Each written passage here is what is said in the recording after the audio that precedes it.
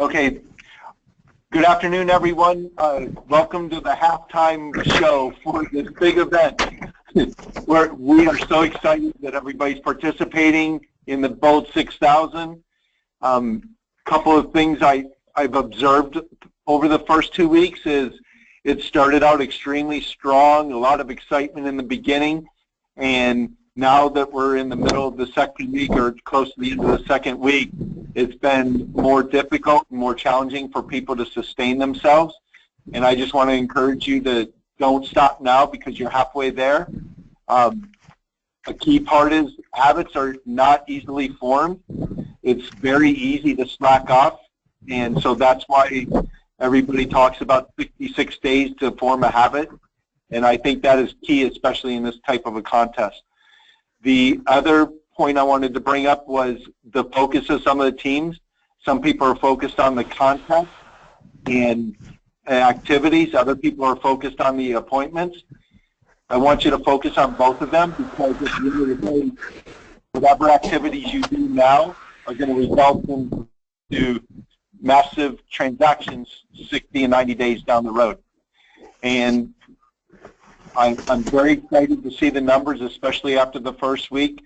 Having over 38,000 contacts made after week one was absolutely awesome, and kudos to all of you. Wanted to go again through everybody and see if we could get 5 ahas from people across the country. So who would like to speak first?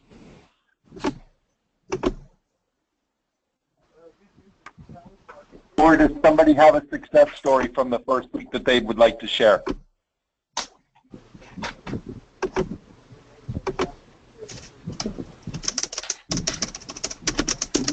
Just a reminder to everybody on the call, make sure to unmute your microphone to be heard. Hi, this is April Cass in Pasadena, California. Hi there. Hi. I had a bit of a mental block with the idea of doing a Bold 100. I had, and not just once, but 4 times during during this challenge. And I had attempted it before in Bold, and I had failed to get my 100. And it's been actually extremely easy for me both weeks that we attempted it. And we really got together and brainstormed some out-of-the-box thinking. And we started going out to places where there are a lot of people walking. The first Monday we were at the Rose Bowl. In fact, both Mondays. Oh no, I'm sorry. The first Monday we went to the Rose Bowl here. The second Monday we went to Silver Lake Reservoir, where people are out walking their dogs and out in the morning. We hit it at 7:30 a.m. And by the time we finished, it was, we got our 100 by 11 o'clock the first day. Each of us had spoken to 100 people. We generated a lot of leads. We made a lot of good connections. So it was really inspiring to see that when you just changed your way of thinking, we were able to accomplish it in a lot shorter time than I imagined it would take. I thought we would be doing it all day. And so then week 2, we went to a similar place. And today we took a cue from your team, Lance. I'm on Dave Knight's team here. And you mentioned something about going to Home Depot. So today we went out to Home Depot and talked to people out there and brought some ideas of how to add value to their properties, and had Starbucks cards to give away for referrals. So that was, it's just thinking about it a little differently, thinking outside of the box and connecting with people in a different way has been a really inspiring part of the challenge for me. That's absolutely awesome. And actually, I was going to have Charity talk about the time when her and Holly went to Home Depot and the effects of that. Or, I'm sorry, Jennifer and Holly when they went to Home Depot. So go ahead, Jennifer. Okay, so we went out to Home Depot the other day, and we were able to get 50 contacts and in 1 hour, and also we had five different people give us their contact information, both email and phone numbers. And also, I think I was able to reach 3 people. They're not doing that other thing an appointment yet, but I'm nurturing them. So it was a huge success for us in only an hour time. That's awesome. Okay, who would like to give another aha or a success story from the first 2 weeks?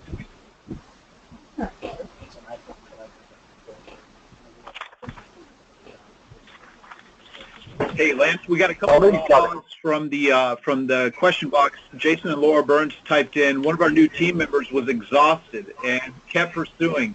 They say her last call was at 8 p.m. and she set her first appointment. Pretty amazing. And then Susan Fish shared, I got contact info because I asked. I had not previously asked, but to fulfill the goals of the challenge, she did, and she said it was a change for her.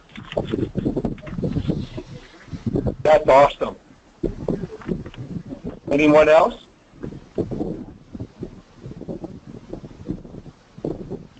Okay, so just to let everybody know, Gary Keller just emailed me a couple of minutes ago, and he's been asking for observations from the first 2 weeks. So I asked him what his observations were, and he said the overriding theme was that the people struggle with a narrow focus. For some strange reason, they believe that success comes from hopping around.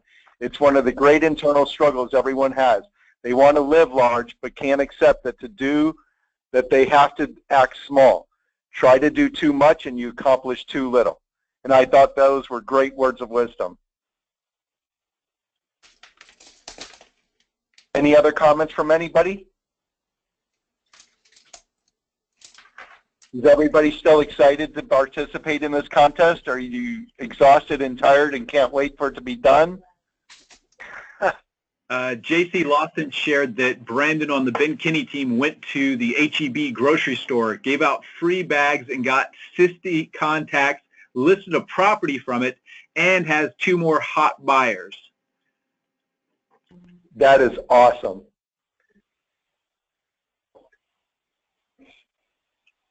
Who else?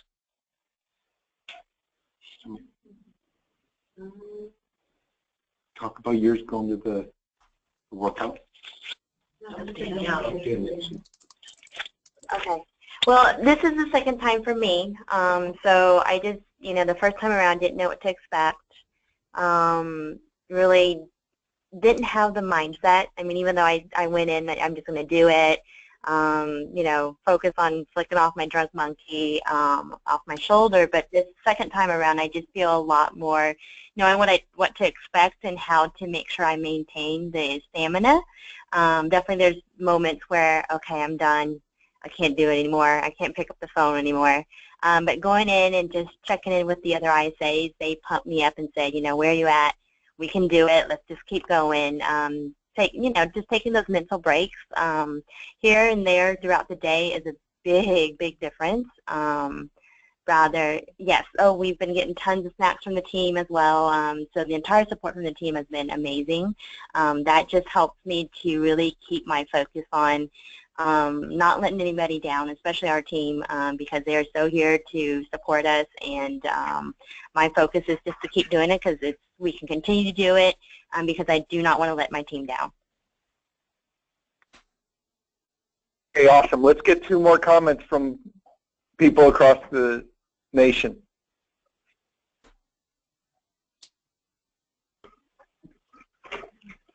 Okay, Jairo Rodriguez from Keller Williams in Clifton, New Jersey. Hello?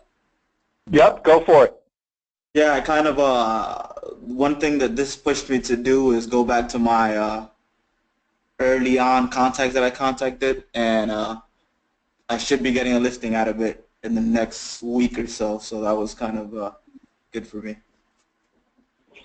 That's fantastic. Congratulations. Who else? Lance, we had a couple more from the, nope, go ahead.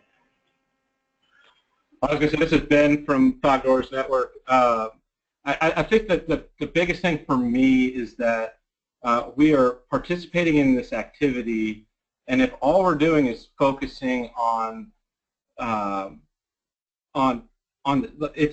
me back up. It's important to focus on the activity.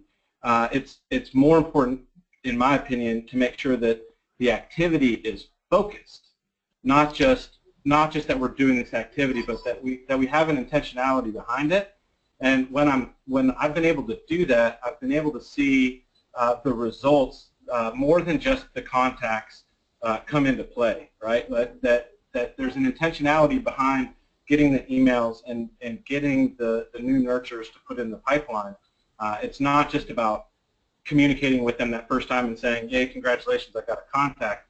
But here's the 109 people that we've added to the database, and now we've got a plan in place to convert those to business down the road. So it's more of a mindset to get in the process of doing it, and then to also prepare us to convert it to something much, much bigger down the road. I completely agree, and thank you for that. When we did this contest back in April, the biggest thing that we saw was that even though we had 60-some agreements during the contest, we had an additional 30+ agreements a month within the following month. And I think that goes right into what you were saying, how you've got to keep following up and keep nurturing until you get to the end goal. Brian, did you have a couple more things that were typed into you? Yeah, a couple great comments from the chat box. First, Stacy shared that the more that I come from contribution, the more people say, "I'm glad you called." And then Adelina on the Ben Kinney Austin team said, "My coaching call today was on making this a process, not an event. Super great mindset shift." And then Jessica Wilson shared that she asked Spears for referrals for the first Monday, first Bold 100 challenge for her ever. She said she ended up with 2 referrals, found a couple of friends who were ready to sit down and meet about buying and selling themselves who hadn't reached out to me previously.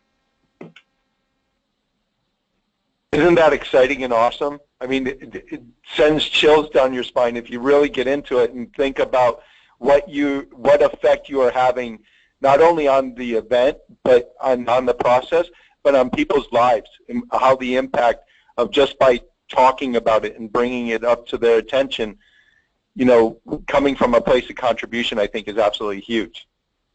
So, John, are you on the call yet?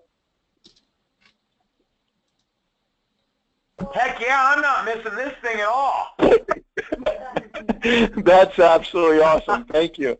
So, yeah.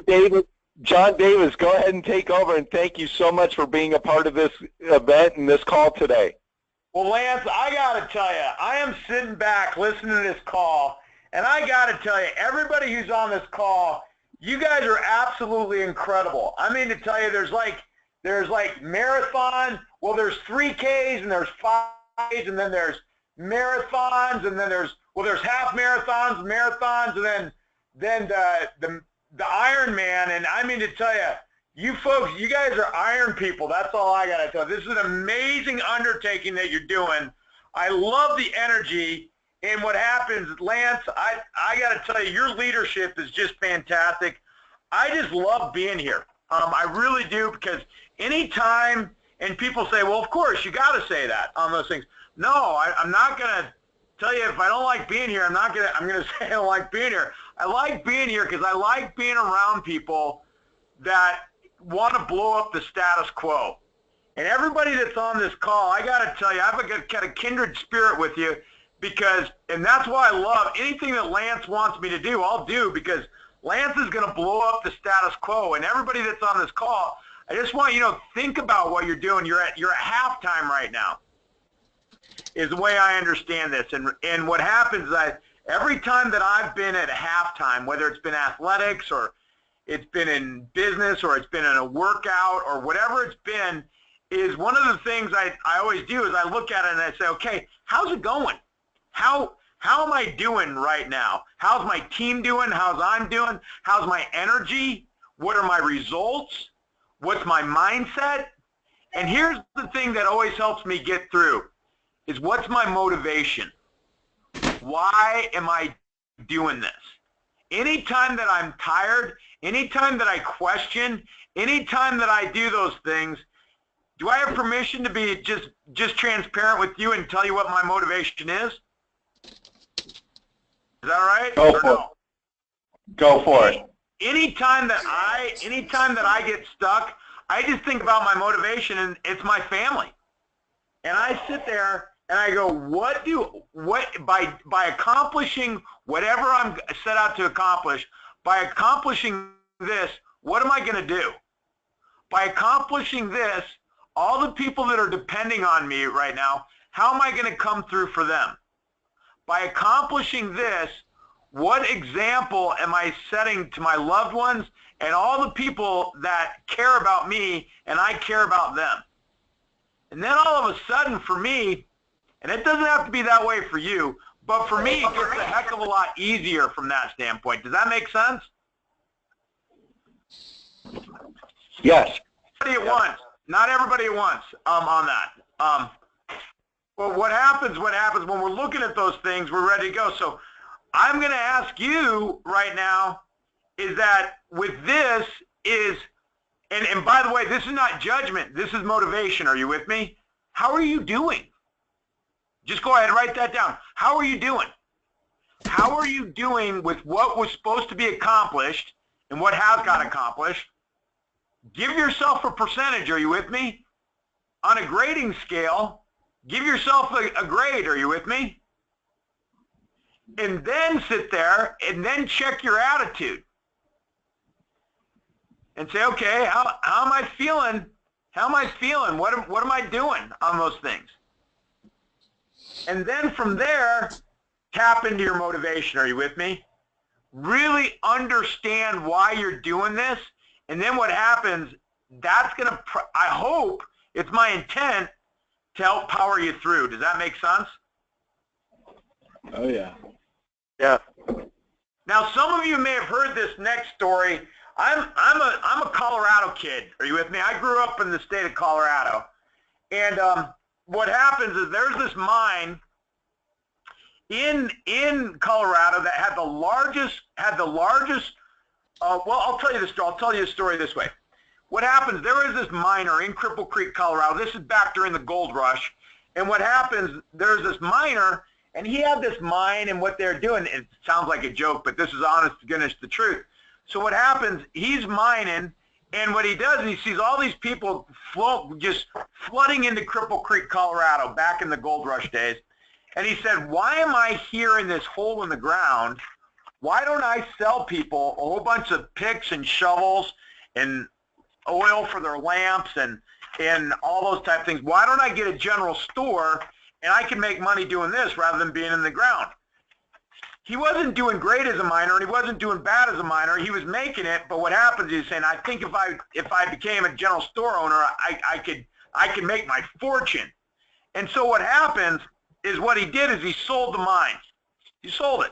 So the new miner, the new person that had the claim to the Victoria mine, what he did is that he dug, are you ready for this? He dug 3.5 inches deeper and got the largest gold strike in the history of the United States. Victoria mine in Colorado. Now some of you go, okay, this is what I'm taking away from that, John. You grew up in Colorado, you like history, and what happens, what the heck does a gold mine have anything to do with it? Ladies and gentlemen, right now as you're at halftime, it says 3.5 inches of extra effort, or that 3.5 inches, or that 3.5 extra percent that you can do right now. And what's that going to turn into you? Are you with me? What's that going to do for you? Are you going to hit that gold vein? Are you with me? Are you going to, in that next 3.5% on those things, are you going to get the next call that's going to be that amazing listing? Are you going to get that contact that becomes a relationship for life that's going to be absolutely amazing for them and for you in those things? So what happens in there is that always remember that what happens when you're doing all these amazing calls, the gold or the fortune is in the follow-up. Are you with me? Always the follow-up, because sometimes what happens in these things, we burn and churn, but what happens, where the gold mine is actually in the follow-up. Is that helping? Absolutely. For the one person that said absolutely, you're my favorite, I'll be talking to you for the rest of the call. From that standpoint. How we doing, folks? Is this helping? I'm just excited to be here. Yeah, this is awesome. We're excited to have you here. Woo, We're just good. soaking it all in.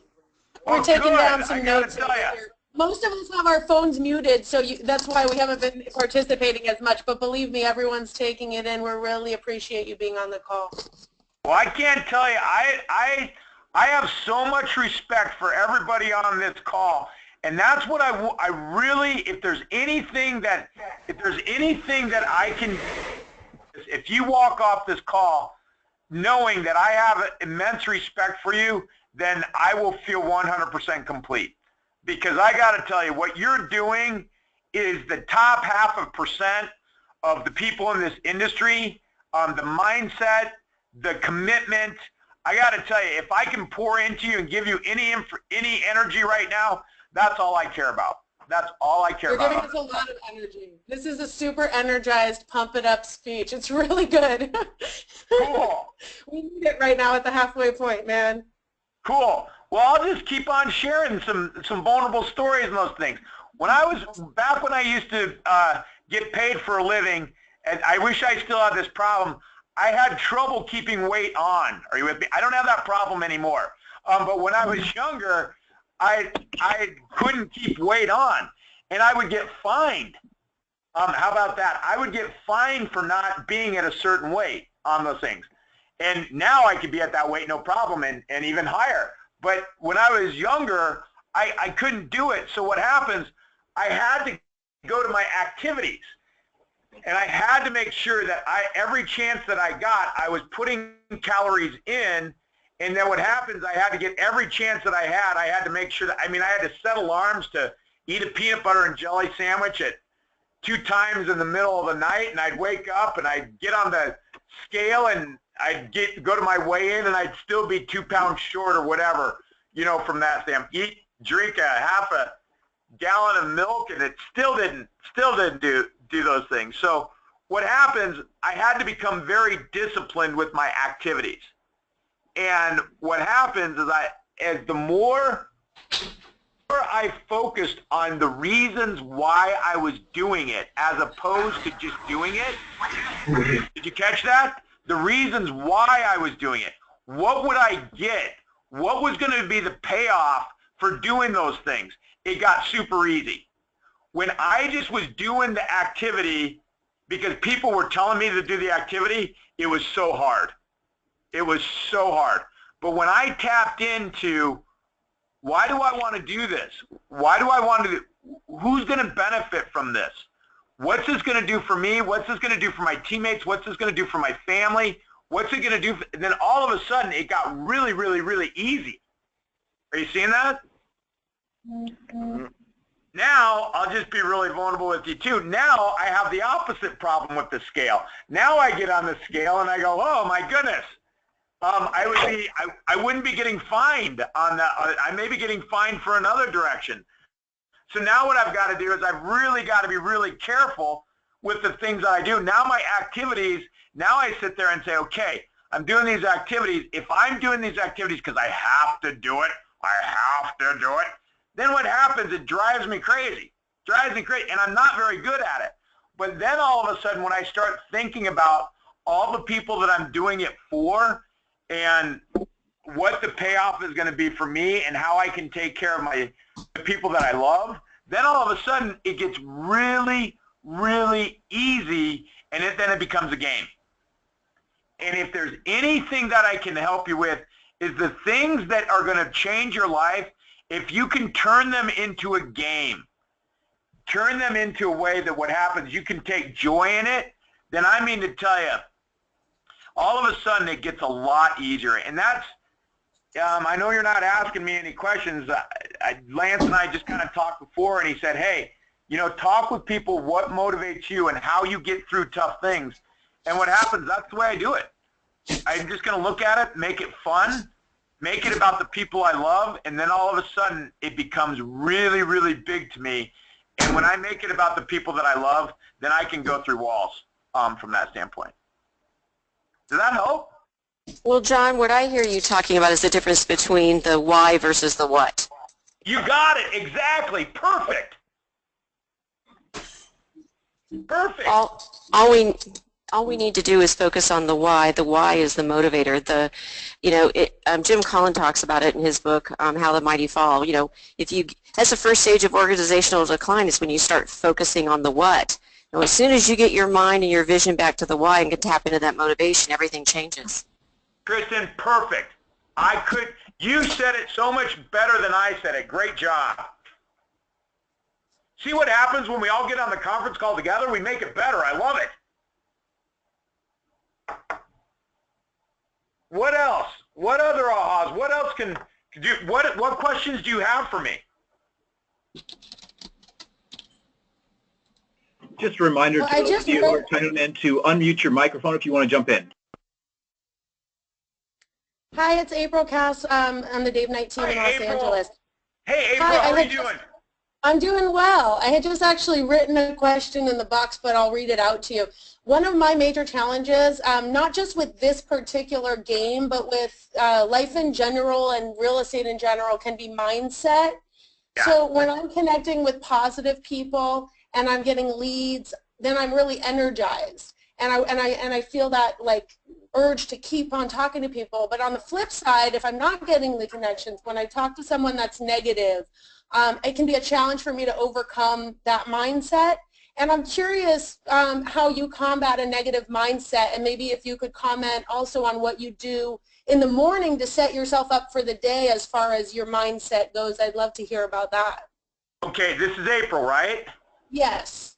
Okay, April, I got to tell you, that whole Cripple Creek thing really, really affected me when I was a kid, when I heard about that.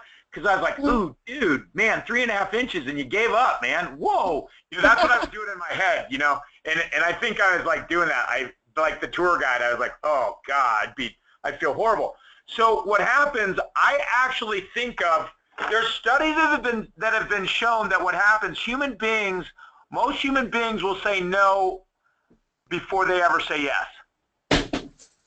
So what happens is, I know that what happens is I have to get about 5 no's before I get a yes. Are you with me? Yeah. So if I'm talking to people, if I'm sitting there, if there's 6 people, all I got to do is find the yes. I don't have to find the no. Are you with me? Yeah. So if I'm talking to people, once again, I make everything a game, April, and that helps me. That helps me smile and laugh, and I sit there and say, so what happens if I get a no? Then I'm like, great, all I've got is I got 4 more no's before I get my yes. Yeah. So you just focus on finding if I get another no, then it's like, okay, then I get kind of excited, and people are like, you're strange, and I go, no, I'm just 3 away from I'm 3 away from the yes now. And then what happens? I get another no, and I go, hey, I'm 2 away from the yes. So close, so close. Yeah, and so what happens then? What it does is it helps me look at it in a different way on that. Yeah. Does that help? Cool. And then as far as your sort of daily routine goes, do you have anything you do, let's say in the morning or in the evening, that helps with your mindset in particular, that puts you in a good place to be set up for like hearing 5 no's before a yes? Okay, April, thank you for saying that. Yeah, I've got the morning ritual and I've got the evening ritual.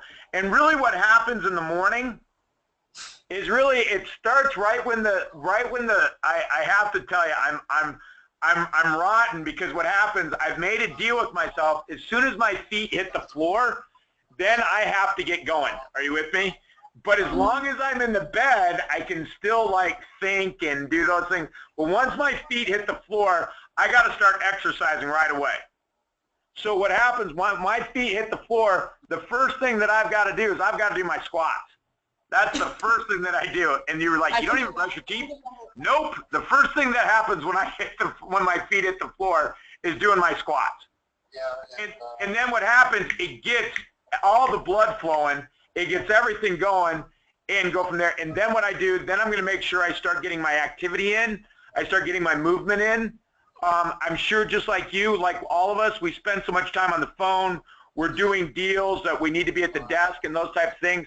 Really the movement, and when I get my movement in, I can handle anything. When I don't get my movement in, I need to get my movement in, if you know what I mean. So that's what I do to start the day. Did that help? Does that make sense? Yeah, thank you. And then April, in the evening, I'm probably a little bit like you, is then I have a hard time turning my brain off. Are you with me? I have a hard time of that boundary of saying, okay, that was work. And I think all of us, especially with the people that are on this call, are top producers. So it's always going to be in there. Are you with me? That those thoughts are always going to be, those success and those patterns are always going to be in there. What can we do to get better and all those things? I have found that what I do is I go for a 2-mile walk at night. And what happens, I bring my phone with me. And Kristen's actually experienced this with me. What I'll do is I will walk a mile out and I will allow myself to be on the phone getting those last calls in. Are you with me? Those last calls for the day. And what happens then on the way back in, the phone gets actually turned off. Cool. And so that what happens, I turn the phone off. I won't even look at like text messages or any of those things for the rest of that walk. And what I can do is I can just deflate and say, okay, the work's done, the hay's in the barn for the day. What happens, we can think about tomorrow on those things. But what happens, let's just enjoy some downtime right now to fuel up for the next day. Awesome. Thank you. Recharge. Love it. Yeah. Because we're all batteries, and what happens, what we got to do is we do need to fill up every now and then. I know I need to fill up every night. Did that help, April? Was that what you were after? It really does.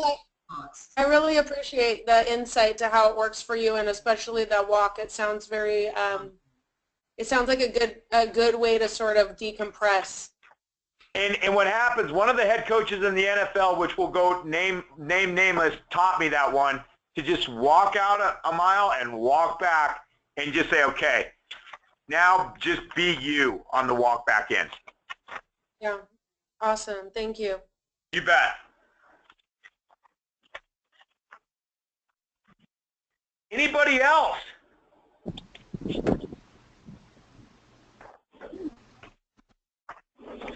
Hello, can you hear me? I can hear you. Can you hear me? I can hear you loud and clear. This is Stacy from the Global Living, Philly Living team.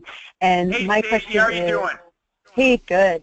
Good. My question is, how do you advise people handle their, prospecting and managing the workload?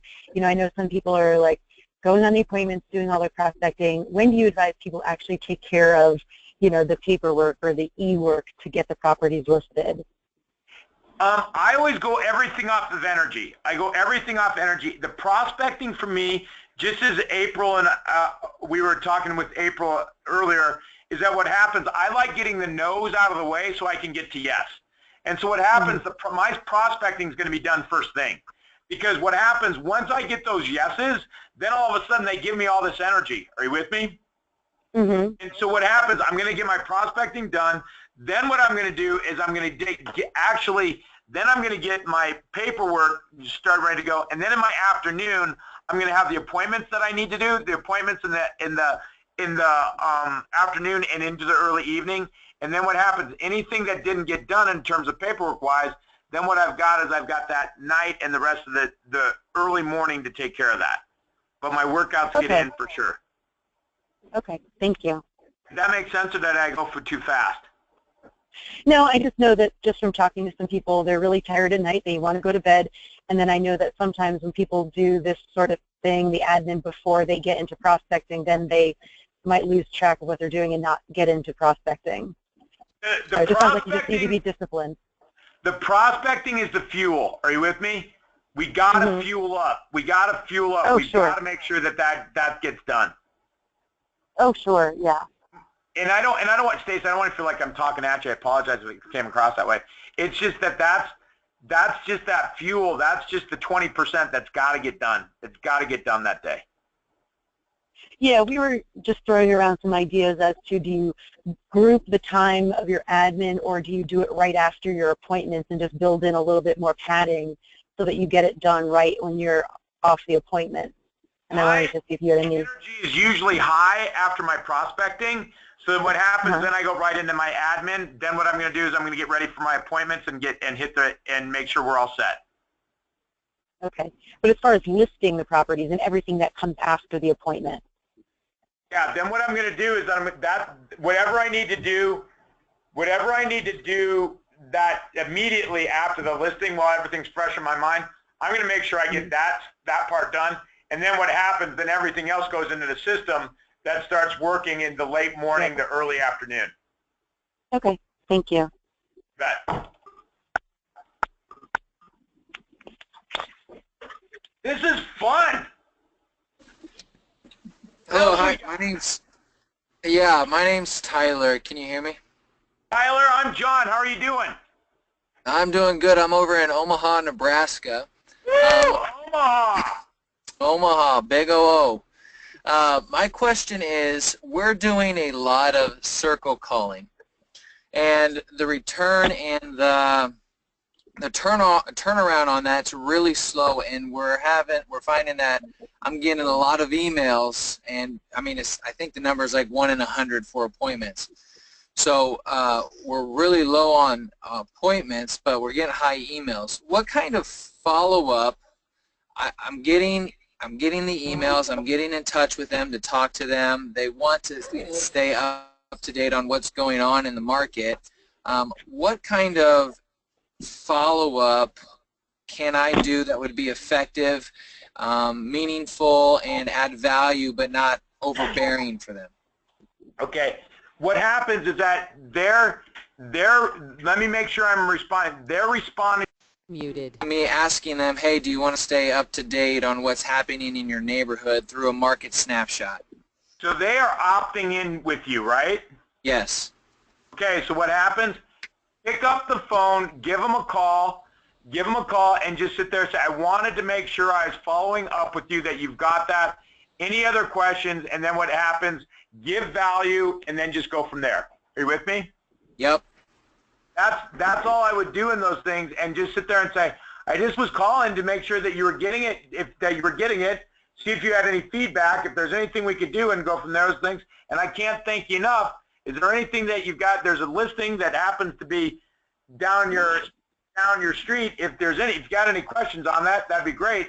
But I'm just calling to follow up, and thank you very much for being part of the service. And would you put them on an 8x8, even though they didn't ask for that, or? What I'm going to do is that I would sit there and say, if you've got something enhanced, like an 8x8, say, look, but I'm going to make sure that I got two thoughts going on. I'm going to make sure that what I've got is I'm bringing value. I'm not just calling for not a reason. I'm calling to sit there and say, hey, there's a listing down the road. There's a listing next door. Any of those type of things. Do you have any questions about that? First of all, if they say yes, then great. Then I'm going to roll with that. If they've got no, then what I'm going to do is I'm going to say, hey, we've got something that we can do as an enhancement. And then what happens if they say, yeah, send that to me, then I'd put it on an 8x8. Okay. Okay. Unmuted. Appreciate that. It's a little, it's hard for here when we look at the numbers. We're seeing all these high numbers, and I'm like, man, we're calling, and the appointments are a lot slower. I'm getting better feedback on like for sale by owners and stuff, but those are tougher appointments, and we're finding that before we even go to the appointment, they're already selling because the market is so hot that we're getting for sale by owners selling before we even get in the door. So circle calling has been kind of our go-to, and it's just really slow on getting those appointments. You're doing You should great. be telling. You're staying after it. You should be telling those people that you're circle prospecting about the for sale by owners that are selling so quickly. Nice. Great. Talk about the market. Are you with me? Talk about the market. With all those, talk about the market. Have the market data for it in there. Okay. Awesome. No, I appreciate that. Thanks for the feedback. You bet. Lance, how are we doing, my man? We're doing great. Can you hear me? I can hear you. Can you hear me? Yep, I can hear you. We're trying to listen. We're trying to listen on the phone and on the computer. Got it.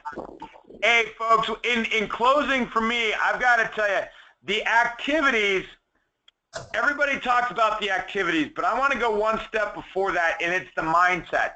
And at halftime, it doesn't really matter what the scoreboard is at halftime, because there's nothing you can do about the first half. Are you with me? There's not a gosh darn thing you can do about it.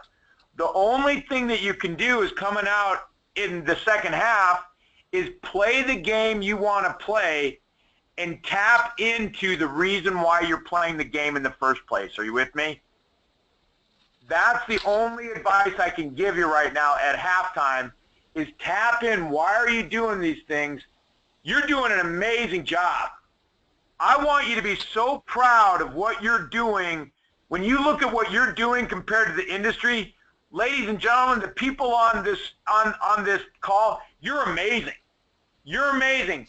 Just please, for your energy and for your families, tap into the reason why you're doing it, and that will carry you through. It's been an honor to be on this call. I can't thank you enough. Lance, is there anything that you need me to do before I hop off? Nope, that was awesome. Thank you so much, and we so eternally appreciate this and respect the heck out of you, so thank you. All right, buddy. Thank you very much, folks. I appreciate it. My email is jdav@kw.com. If you ever need anything, drop me a line. jdav@kw.com. Thank you. Thank you. Thanks, John. Thank you. Thank you.